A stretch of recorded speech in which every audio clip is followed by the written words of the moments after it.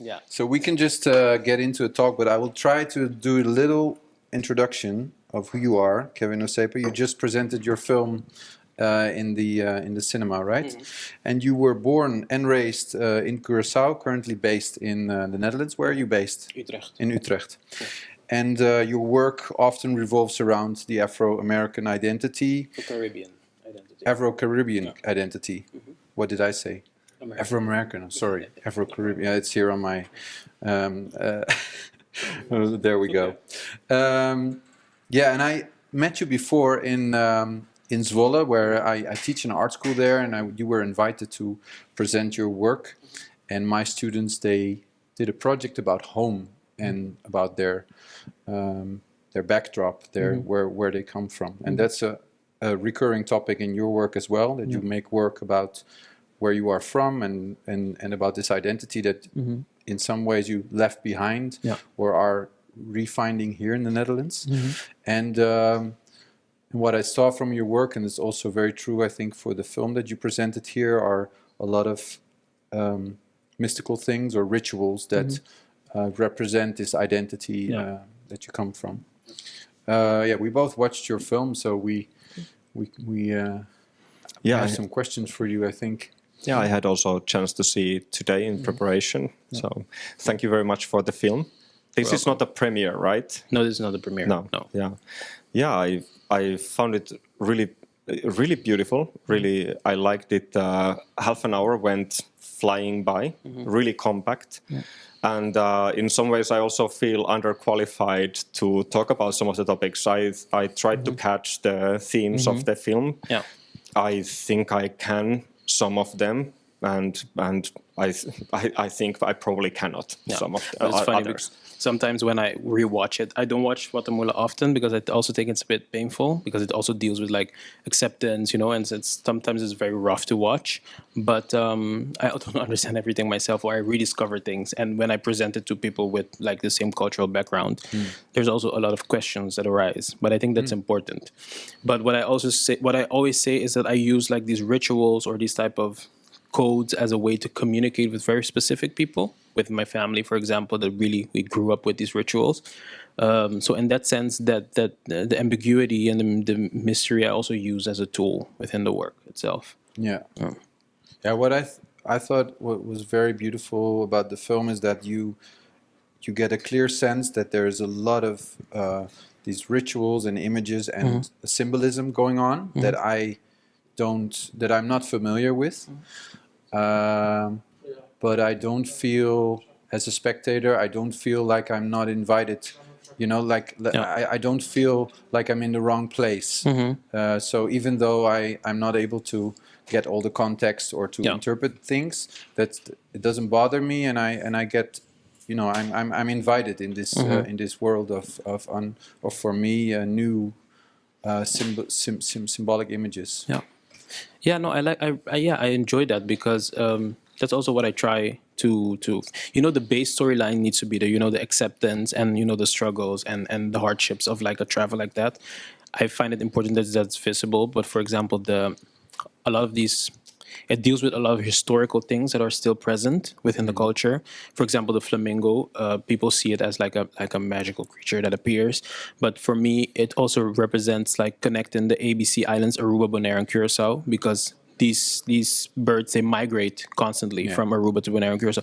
So it's a way for me to connect these stories with these islands that are very close to each other, as a symbol. Yeah. So these things I really enjoy, interviews and stuff too. You can unravel and together like find the pieces to really understand what's going on. Yeah. There's something I when I watched the film, I immediately thought I want to ask a question about this thing, and this is that. I mean, the film it's very aesthetic, and you have also a background as a photographer, right? Where you work with, a still image that is very composed, like a painting more or less. And the film is full of these kind of shots, and for me, I mean, when I watch a film like that, it makes me very conscious that I think like, okay, everything is a choice. Everything has been chosen by the director exactly to be like this and to be like this, and what they are wearing and everything. and in a beautiful way also, because a lot of these things have a profound meaning. And then there is I will first I think I want to ask you what this decision is for you, and I can tell you later what it did for me. But then there is this second character, the guy that the protagonist meets in the house, and he's wearing this T-shirt with the sport print on it, like everything is how to put it. It's very rural. It could be in another time, but then there's this T-shirt with a ugly kind of graphic print on it that you would find anywhere. Yeah. And it just struck me because I could see that everything was so composed, and then there's this T-shirt. Why this T-shirt? That's a very interesting. There's something we call pain de casse, which is on the island, like it's stuff that you wear.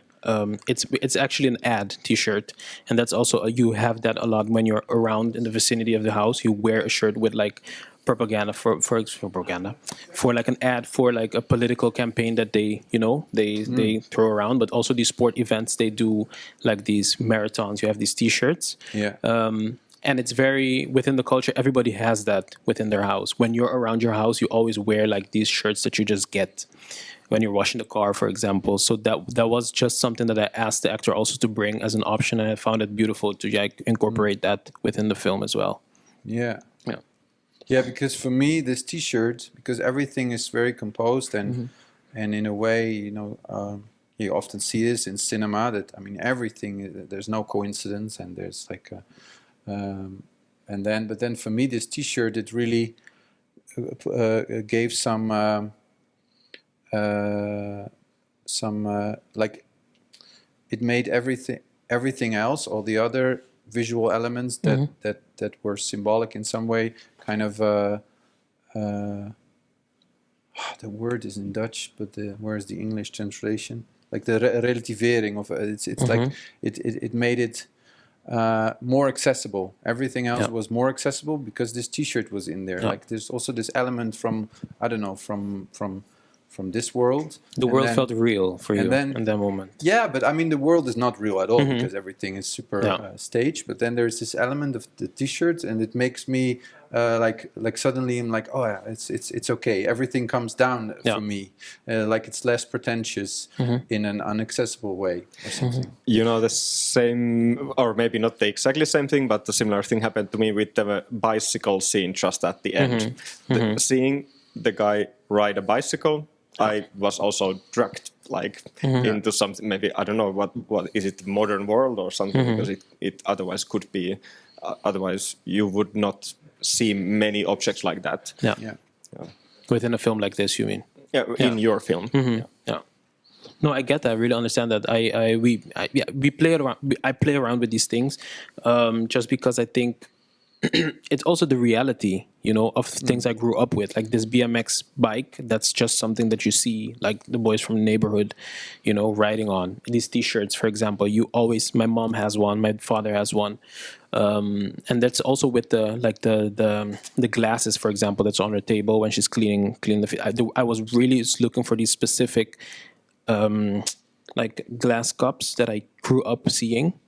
So for me, it's also just almost the nostalgia, I think, of growing up on the island. Yeah, but it's also, when everything is picked in a film and everything is a choice, there's also, I think, sometimes the danger that there's so much thought behind everything that it kind of becomes like a still, I don't know, you also get some life out of it. And if you have some kind of these elements that are from another tone or a taste, it really opens up the whole experience for me. Yeah. Also, I'm thinking about because there is a lot there. There is relatively few lines of Dialogue, exactly. Thank you. And this one didn't help me. My Finnish would not give me that word. So there is a lot of time to think for yourself watching it, and also then that there are some things that can be quite hard to decode. So there is the Dutch Caribbean history and so on that I am not at all familiar with, and a lot of parts of the world probably aren't. and a lot of parts of the world are hopefully your audience with this film. So then that made me feel like that you have time to look at these images and you have time to make your own interpretations of them, even though they are not that clear. I suppose sometimes, at least I feel that sometimes people see in the work, like when others, outsiders, see your work, they might see it quite differently, but it might make sense to them. Yeah. And I think this kind of ambiguity can be also a good thing. To emphasize, I think my background is not in filmmaking. You know, I grew up. I studied photography, and it was from like the arts world. So it's very conceptual. So that's with that idea in mind. I was rebellious enough, and I thought, I'm gonna write a film. And I never ever saw Guatemala as like a film for festivals because it was made for an exhibition, and it was also the idea for it to be multiple channels film. So in different rooms you go and you walk. But at some point I decided, no, I want to make it into like a one compact film. That gave me a lot of freedom also, right? Like how I like in writing as well. I wrote to like in a very messy order. I used my sticky notes. I think every writer, has their own ways, but it was really how I construct also storytelling within my photography as well. So I think for me that was never the case. Like thinking about like the audiences. Yes, but I really wanted to play with that mystery as well for people to like project or confirm their stereotypes or challenge their own stereotypes or whatever. For me, that was very important. What was it like to deal with the element of acting? Dealing with acting, interesting. It felt like a collaboration. The main character, Rene, his name is Gwen Ramon, very good friend of mine, also an artist, and also does a lot of theater. A lot of people in Curacao, you start when your first contact with art is theater. I also did theater when I was younger, and it was nice to just have this collaborative experience. And also with Norma Kova, which is she's a big actress on the island, and that's someone that I really respect and wanted to work with. She's the older lady. She's the older lady, yeah. She plays Alma. And for me, it was a dream to work with her as well. And I was very open to their input as well. And there's a lot of theatricality in how they act, and I think that's also indicative of like how the landscape is on the island right now. There's a lot of theater happening, but not much in film. But I just wanted them to give them room to play as actors as well, understand the character, and then create. But for example, Gabi is not an actor; he's a dancer. But he was he related to the story, and he really wanted to work. So that was also very nice to have like Norma coaching him. So it was really like a collaboration between all of us. So it wasn't me like the director saying what they need to do or only me having the conversation, but it was really a group thing. And that was very nice to have. Yeah. So how has been the reception in Curacao for the film? Ooh, that's a good one. I've never streamed Guatemala and Curacao. I'm still finding the right setting. You have a festival, a big festival there, but due to COVID, it didn't go through. But that was the way I wanted to premiere it. But I think when I premiere or show Guatemala on the island, I think it's important to have a bigger discussion, have a bigger conversation. So it needs to be in a context of, I think, with events afterwards, like debates, conversations like this, to really dig deep, for it not to become like, we're so proud of you that you got to make a film and show it. But there's something that's being said, and I think that's something people really avoid on the island, and that's not something that I want. So I'm really thinking, I'm talking to the producers as well, how we're going to do that. Yeah, because it's very important that conversation gets going as well. And did you screen the film like around a little bit, like in Europe or different areas, or mainly the Netherlands? Mainly Netherlands. Yes, okay. But we are now, checking to go to more international festivals. But like I said, it was never the plan to send this film in. No, so because it was like, what I wanted to go, but then maybe you will learn about this later. Is that is this kind of symbolism and rituals? I mean, I think it's not something that is very, even in different ways. I mean, we it feels here we got rid of all the rituals, and that in societies or maybe Southern Europe to start with, that if you show this film in Spain, that there will be a completely different experience of how people connect to this. But you haven't experienced this yet. Not yet. Not yet. But I want to try. But I think that's also a very, the conversation is also Netherlands Curacao, so that's why it's a logical way why I'm presenting it here. But it's also very interesting to see like how it will relate. France, for example, has also a weird relationship with their islands, so that's also maybe a very interesting conversation. I'm gonna start there. So yeah, I'm curious to see. Definitely. Has it been presented in this context of post-colonialism and in the Netherlands? Yes, definitely. I think that's also mainly how the work was created. So I was asked by the Tropenmuseum to look at their collection. That's a anthropological museum in Amsterdam, and mainly look at the Caribbean collection and photography and film. But I was very upset I was very excited when I got the job, but at the same time upset when I entered the collection, because there were a lot of photography, but a lot of landscapes and a lot of photography, like images. To me, it seemed like places that we can build, places we can create, and there weren't like anything of Carnival. And if the most basic idea that I have of Curacao, if I think right now, is Carnival, the parties, there was nothing of clothing, nothing of identity. So I thought like, okay, I'm gonna do my own thing and I'm gonna make a film. So that was how the work was created, and as a reaction to like this koloniale blik, this colonizer view on the island. I have a next question for that about like, are there like existing structures in Curacao where you think this film can fit, or as you were saying, like it should be a part of bigger discussion? Do you have to organize everything? Do you find support for that, or how? Like, do you have an idea of how that can be done? Yeah, there's a few institutions that I can definitely ask that can work, but these are seen as very small. As very small. It's very niche. So I think a max of 35, 50 people you will get to something like that, and I think it needs to be in the context of like a film festival as well, with an event, and I think there are for sure people that are open to that. But it's also a tough conversation when you're speaking about queerness, when you're speaking about acceptance. We just had an election, and that was like two things were very important: the relationship with the Netherlands, but also gay marriage, for example. That was a big, because that's not legal on the island.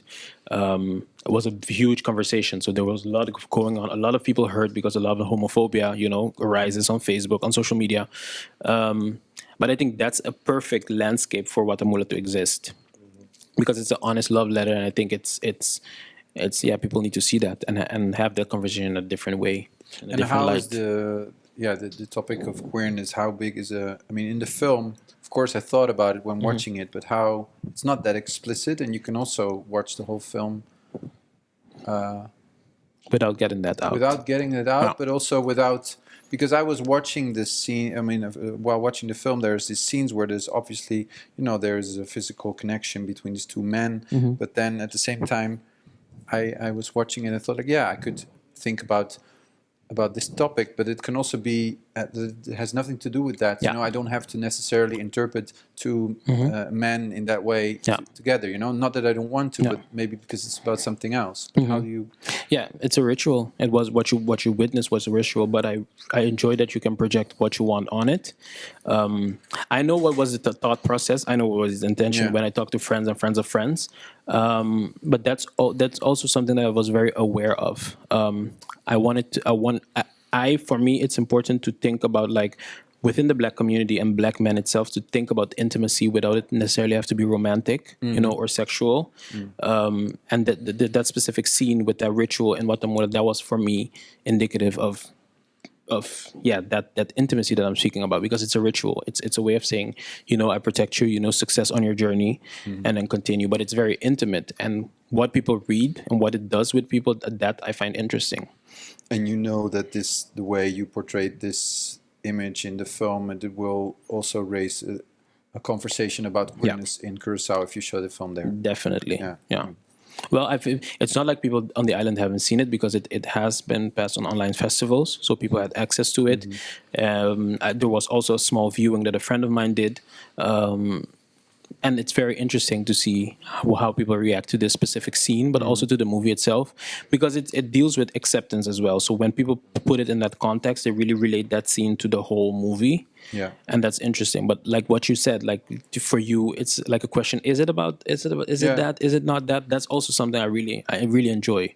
But I think I also enjoy having this question in my head, is it about this or not? And also, kind of, I don't know, it's different voices talking like, no, it doesn't have to be, and da, da, da. Yeah. But it's of course also a film that I was, I feel very welcomed into a lot of things that I'm not familiar with. But then you're aware that there must be another community where if you show this film, there's a whole layer that I'm not seeing that is resonating there. Yeah. Yeah, it's very for me it's very personal, but it's also I'm also discovering when people are, because I have my ideas and I know what can trigger, but I don't know to what extent the conversation is going to be, because it's more nuanced that I also think, and that's what I really like, that it makes everything nuanced. And I think if we as a community can understand that, this intimacy does not need to lead to something romantic or, really instigate like homophobia, then we will be a lot better. Yeah. What is your experience, like the difference in what context or ways does the conversation start when you make a film? You have like a Q&A, you have this like rituals around screening a film and having a conversation. How does that work, and what's the difference with your work in photography and exhibitions? Do you get to have the conversation as well, or is it different? Yeah, and the exhibition for me is easier because the viewer can really choose what they watch, what they like. They can really choose their route. And I think within this, you can really have, like at openings or when I visit the museum as well, when my work is hanging, it's very nice to have these small talks, because it really gives me like an insight on how people look at the work, how people experience the work. But it's in a much small. It's very niche. People that go to museum in that sense, they go to see art, so they can also leave it behind. And when I think about how I'm going to present my photography work on the island, it definitely has to be different, because we don't have a museum culture. So how do you communicate what you want to communicate? So you really need to converse and look culturally like how people will view at the work and reach what you want to reach. Yeah. In terms of communication. Yeah. And what are you working on now, and how does it relate to this film? I'm working on a lot. I'm doing a lot of like music videos, commercial jobs. That's also I really enjoy that, and I'm really thankful for Guatemala as well, because it also gave me that opportunity. For myself, I'm writing a short film right now that's also on Curacao, and I had a conversation with producers, and they were like, "Yeah, but do you think there's a market for that?" And that's something that I really noticed. There's a different world when it comes to film and art world. That's something that I really got confronted with right away. In the art world, I don't feel constrained, and here I feel constrained because we're having conversation about if there's a market and stuff. That's, you need to deal with that. But I think it's important to tell these stories on the island, because I came here to study, but there's a place where I want to research. I studied how to research, but you cannot tell me where I should research. So in that sense, I'm writing stories about the island, from my perspective, but also the collective identity. What I find interesting is that it's about not necessarily identity from there, but the hybrid identity that comes to exist, and that's also what Guatemala is. When you move, because I moved when I was 18, so I was fairly, after puberty, and then when I went back on the island, the experience was very different. I don't feel at home there. I don't feel at home here. So you really dangle in the middle of the Atlantic.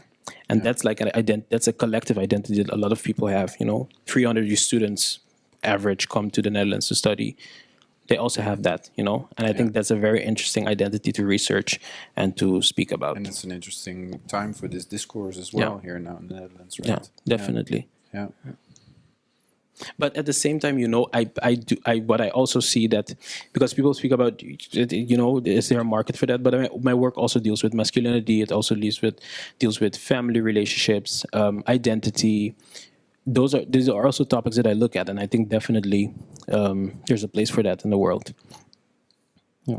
Do you know? Are you familiar with the work of Miguel Pérez dos Santos and his piece that's called Geographies of Freedom? No. Okay. No. I should check it out. I'll send it. Yeah, it's about Curacao as well, and it's very interesting. Yeah, cool. Yeah. What is the time? 30. I'm just having a schedule moment. Oh no, yeah, we have time. Cool.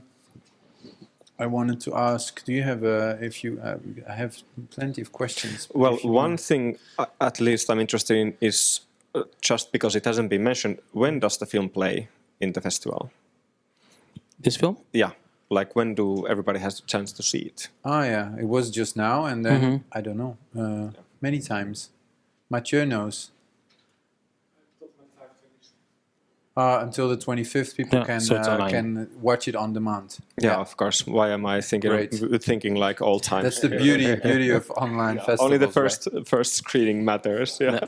But how? That's what I wanted to ask. I was here in the festival a few years ago. We had a discussion about work. You know, your commercial, commissioned pieces versus your own work. And I mean, watching your film, I also, I can imagine, and also in your photography, that the aesthetics that you use and that it can, I can imagine it being part of commercial project as well. But how do you feel about that, and how do you fit in, and where do you go and where do you not go? Yeah. Well, I just did a mega commercial project. I did the music video for the Netherlands Eurovision Song Contest. Yeah. And that was when I was asked, I was like, "Whoa, this is whoa, like this is weird." But when I got to know who the artist was and what the song related to, the song is called "A Birth of a New Age," and there's a line in the song. It's called "Your Rhythm is a Rebellion," and I really connected with that line. He has a Surinamese background. He also moved when he was in his teens to the Netherlands. So in that sense, personally, we have a lot in common, but also culturally, Suriname, there's similarities within these rituals. And it really gave me a place to really research my own work. How can I put my work in this commercial scene, but staying true to myself? And that was very much for me personally, a successful way of working, because I didn't feel like I was selling my soul at all. No. Yeah. And that's, but I think it's also unique, because I don't think that really happens often. Yeah, but it's also because they picked, you specifically for the right reasons, right? Yeah. No, because sometimes I see the filmmakers, and they have this kind of aesthetic, and then it's just copy paste to fashion, especially fashion, because then it just can sometimes be the same thing, except the people in the image are wearing the clothing. I mean, it's not evil per se, but it sometimes can feel tricky, especially if the original work is very socially engaged or politically engaged. Yeah, no, definitely. I hope I get more of these projects that I get asked for. Not only the aesthetic, but also the story behind it, and it doesn't have to necessarily be complex. For me, it's just fun to play within this thing that I know well, but it's still researching, still connecting it to something bigger. I just got a very good hint from Mathieu. Thank you very much. Just in my ear. Oh yeah. So something else that you're doing at the festival is being in part of the jury. Yes, you're part of the jury, from the international jury, because you're screening in the Dutch competition yourself, right? Yeah. And I'm happy we still have time. But So no. How is that? And you have to watch all the films online, I guess. Yeah, I'm taking it very seriously. Yeah. Surprising. No, it's not surprising, but yeah, I sometimes I watch things twice or more, because I as a filmmaker myself, I also want to be taken seriously. But it's also these accolades. I know for some people it really means a lot. So you really want to take the time, but it's like, these are very good, film. Like in animation, I'm like, whoa, like it's a big program, right? How many? 47 films in total. 47 films. 47 films. Oh yeah. I don't know, but I'm blown away. Like I'm maybe I'm easily blown away. I don't know, but it's it's very beautiful to see. And then I don't know how we're going to do the jury Are you deliberation. spending time with them, or you're just having Zoom Yes, calls? we have some Zoom calls planned. Yeah. Where we're going to have the deliberation. What I think is also good is that we split it up, because we Yeah. have 3 categories: best animated film, best documentary, and best fiction. Yeah. And we split those deliberations up to really, dive in and really Yeah, it look is at these good that they films. have these genre awards here, I think, because sometimes it's so eclectic, the program. Yeah, and it's also very inspiring. That definitely, it's very inspiring to see all these films back to back, because you look at I look at more things that structure of the film and how like certain techniques that they use, for example, in animation. I don't But necessarily work with animation. How do you divert between having if it's even possible, like an objective opinion about a film, and just paying attention to certain things, and just having the honest first super subjective experience of a film and judgment, if to say so. Well, I think that's the thing for me. That's why I watch some things more than once. If I don't really understand something, or something caught my attention but I didn't really get that, I think it's important to watch it again. But what I do, just practical. Maybe I don't know if this information you can get, but I watch the film and I write my first ideas, write what I see, what struck me, and then write, how does this position itself in the world that we live in right now? Because I think that's also important. Is the film aware that it exists? Is the maker aware that it exists and what plane it exists? To the extent that I can understand, that's also very important, and that's also why I'm very excited to talk to the other jury members and see how did they experience this. So you already watched all the films? I didn't watch all the films yet. I'm still finishing the fiction category, but the documentaries and the animations, I watched all of them. Yeah, because I was lucky enough to be in the jury 3 years ago, I think, and they had this marathon sessions for us where they put us in the cinema, and we had to watch also around I don't know 9 programs or something. But then you are in the cinema, and you know it's kind of overwhelms. But I think it's a bit harder on the screen, right? Yes. What I do have to say, some films Computer right. screen, I mean. Yeah. So yeah, but what I do have to say right away, you see that some things really deserve the big screen as well. There were a few things that I saw that I think, if this wasn't a big, but I do connect it to my, If this my was TV. on a big screen, it would have won, but now it doesn't. I don't think it would have won, but the experience would be different. But I do have, I do put things on my TV as well. Turn all off the lights. I have, Philips Hue and stuff, and really make it an experience. Because I think some things also deserve that, to really indulge and to really get into it. And I think also now I try to cut my days, watch some films and then do something else, so I really have my attention. If I watch 6 films back to back, really have my attention to concentrate. And I think that's good.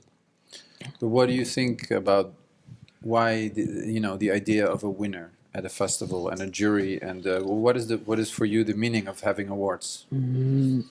I think it's definitely a boost. It really helped me. For example, some nominations really helped me get to some points that I think without that I wouldn't get that.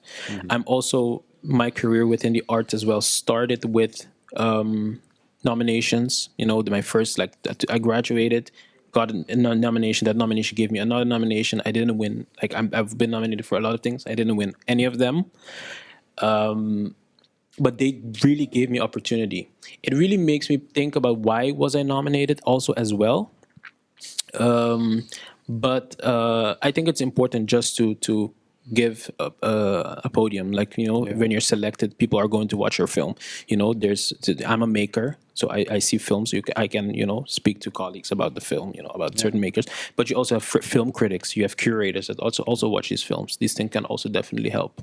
And I think a winner, it's very cliche, but it really doesn't mean anything, because you can't choose. You really can't.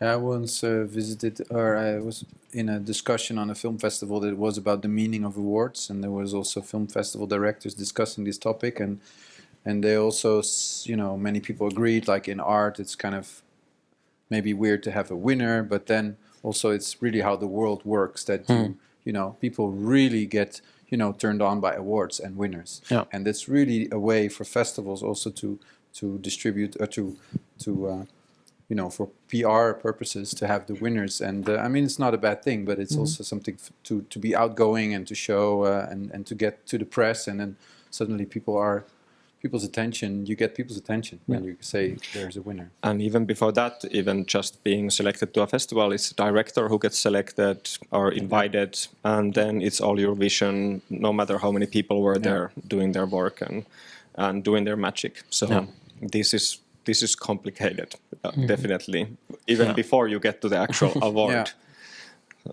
We're getting to the end of this talk, and I wanted to finish with music, but you didn't have anything. You didn't send me anything on the spot. No. It was hard to choose, Yeah, okay. But if you would know anything like right now, then I could still, I think, play What's it. the vibe? Otherwise, I have something else. But what's the vibe? oh, the vibe, I don't know. Yeah, it's people sitting on their couch at home, but they maybe, I don't know. Maybe we should play something, energetic to finish this night. Meanwhile, I have one question if you want to think about it for a second. It's the last question of the night. Yeah, so you mentioned gay marriage and the politics. So was it accepted but did it pass? On the island? Yeah, No. or not? No. And what is the situation on the other Caribbean islands? Is it going? Where is it going? I know Aruba, for example, that's a neighbor island to Curacao, is a very different. You can be registered partners, but not necessarily married. Or I don't know if by now it's different. But to speak about Curacao, we had like 15 political parties, and only 5 of them, 4 were only 3 were pro-marriage, and 5 a registered partner, and the rest were like against. And that's really a slap in the face for a lot of people, because your home doesn't feel like home, and that's you can't be yourself at home, and that's a very. But I think that's if we detach from that, the people as well don't really accept it. When you look at social media, how people react, and I think for a lot of Caribbean islands, it's like the same. When I have conversation with peers that come from Jamaica, for example, they also have these experiences. Yeah. Well, that's when you mentioned the awards, for example, is that your film might have a much larger role to play. Yeah. And I hope it does. Yeah. This Thank is you. definitely like there is a lot more there. Yeah. Also, Definitely. I'm just gonna get ready for the music. say something.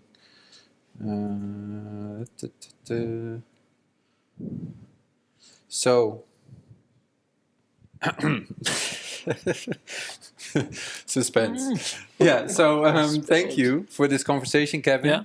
Yeah. You're welcome. Good to have you here. Thank you, everyone, for watching.